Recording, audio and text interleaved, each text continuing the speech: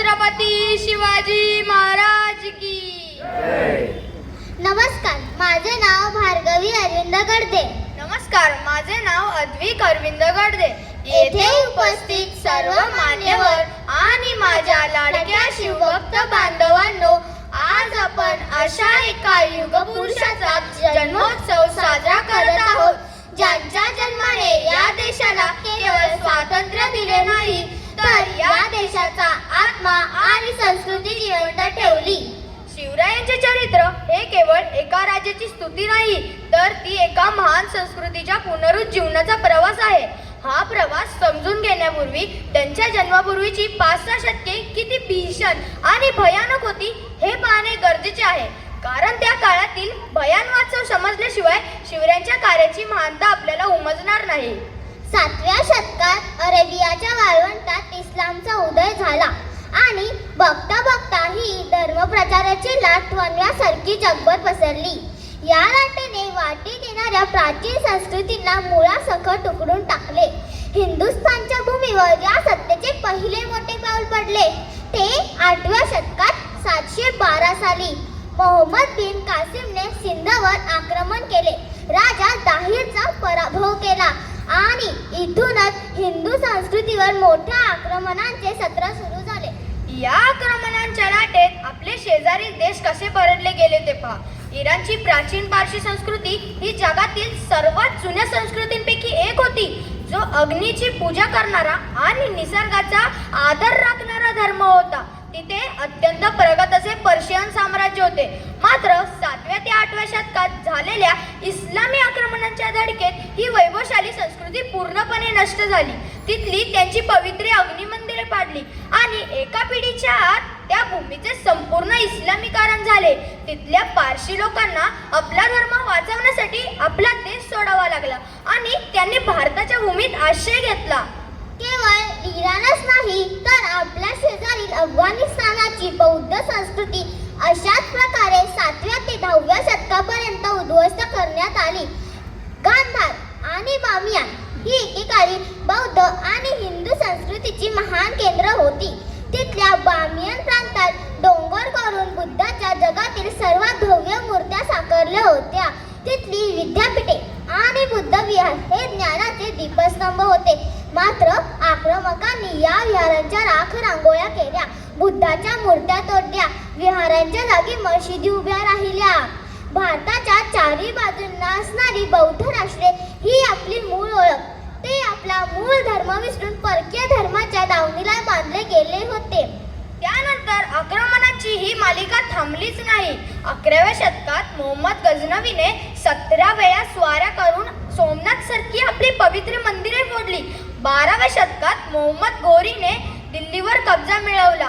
तर 1193 मध्ये बख्तियार खिलजीने नालंदा सारखी जागतिक कीर्तीची बौद्ध विद्यापीठे जाळून खाक केली. ती ज्ञान मंदिरे 3-3 महिने जळत होती. हजारो निशस्त्र बौद्ध भिक्खूंची कत्तल झाली आणि इथूनच बौद्ध धर्माचा भारतातून संघटित स्वरूपात त्रास सुरू झाला.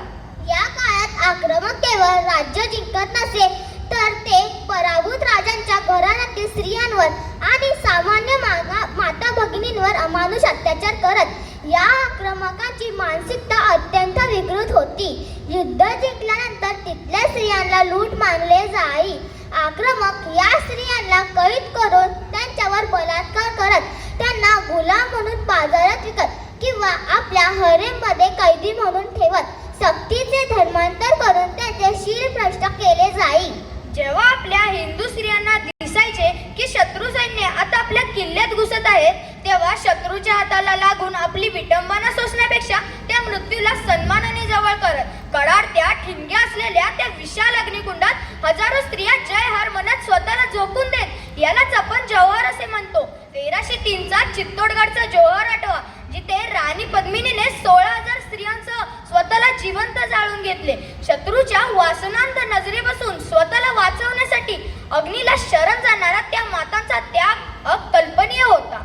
श्रीमद भगवद्गीतेत अर्जुनाला निमित्त करून भगवंताने संपूर्ण मानवजातीला एक अढळ वचन दिले आहे.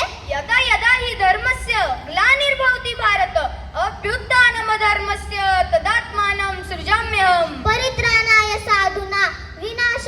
दुष्कृतां धर्म संस्थापनार्थाय संभवामि युगे युगे.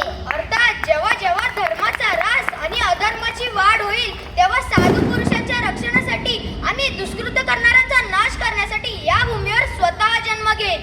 500 वर्षाचा तो भीषण काळ पाहून पीडित जनता विचारत होती की देवा तू दिलेले वचन कधी पूर्ण करणार. मंदिरे पडत होती, स्त्रियांची अब्रू धोक्यात होती, पण देव आपले वचन विसरला नव्हता. याच अधर्माचा नाश करण्यासाठी 19 फेब्रुवारी 1630 रोजी शिवनेरीवर सनईचे उघडे वाजले आणि भगवंताचा अंश वाटावा असा छत्रपती शिवाजी महाराजांचा जन्म झाला.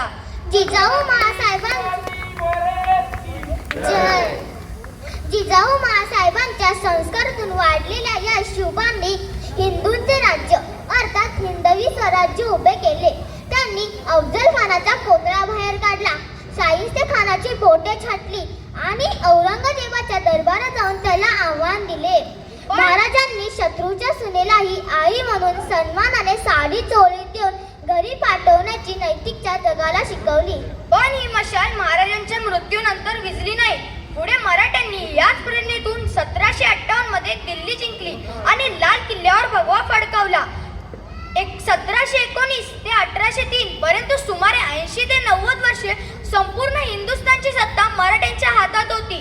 दिल्लीचा मोगल बादशाह हा मराठ्यांच्या दयेवर जगणारा एक मांडलिक बनला होता. मोगलांचा प्रभाव ओसरत असताना साता समुद्रापारून इंग्रज ईस्ट इंडिया कंपनीच्या माध्यमातून व्यापारासाठी आले.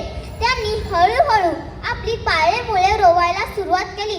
पण एक गोष्ट कायम लक्षात ठेवा, इंग्रजांनी हे राज्य मोगलांकडून घेतले नाही, तर इंग्रजांनी हे राज्य मराठ्यांकडून घेतले होते. 1803 आणि 1818च्या लढ्या मोगलांविरुद्ध नव्हत्या, तर त्या मराठ्यांविरुद्ध होत्या. पण पारतंत्र्याच्या त्या अंधकारातही शिवरायांचे विचार जिवंत होते. याच विचारांच्या ठिणगीतून स्वातंत्र्याचा वणवा पेटला.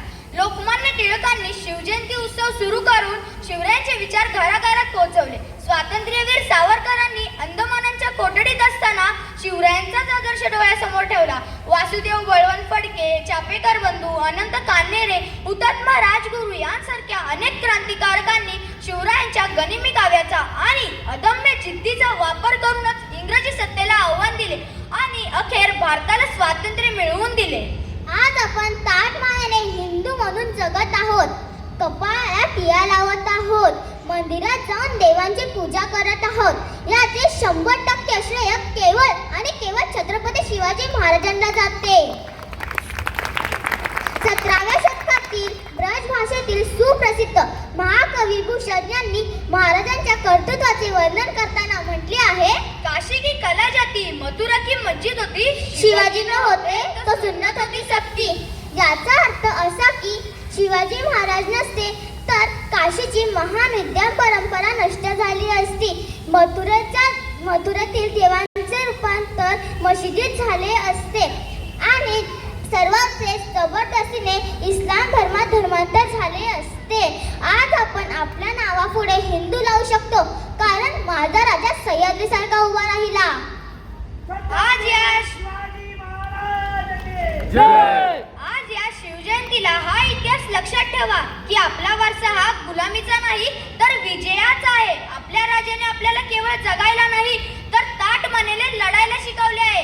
आजच्या तरुण पिढीने हा इतिहास मनात ठेवून स्वराज्याचा हा वारसा पुढे न्यायला हवा. अशा या रयतेच्या राजाला कुलवंत धारक प्रतिपच्छ चंद्ररेखाप्रमाणे वाढत